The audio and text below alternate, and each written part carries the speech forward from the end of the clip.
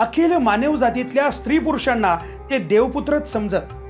समता हेच श्रेष्ठ मानवी मूल्य मानत असल्यामुळं समतेच्या विचारांची रुजवण सर्व जाती वर्णातल्या स्त्री पुरुषात करण्यासाठी राजाच्या अनुमतीनं तेरणा नदीपासून ते भीमा कृष्णेच्या खोऱ्यात त्यांनी प्रबोधन दिंडी काढली. नंदी असं चित्र असलेला कळचुरी घराण्याचा ध्वज अग्रभागी फडकावत, शंख तुतार्यांच्या निनादात छत्र चामरे चवऱ्या सूर्यपान नाचवत मिरवत प्रजेचं लक्ष आकर्षित करत राजवेशातल्या मंत्री बसवेश्वर अश्वारूढ होऊन राज्यातल्या खेड्यापाड्यात जात.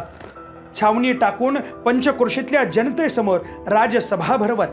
राजसभेत प्रबोधन करताना ते म्हणत की आपलं मंगळवेढा राज्य वर्षा छायेच्या प्रदेशात असल्यामुळं नेहमीच दुष्काळाला तोंड द्यावं लागतं.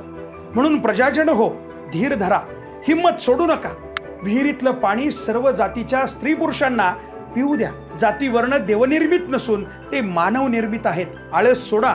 अर्थाजनासाठी कुणीतरी काम म्हणजेच कायक करा, तरच घरोघरच्या चुली पेटतील. मग लाचारीनं भिक्षा मागायची वेळ येणार नाही.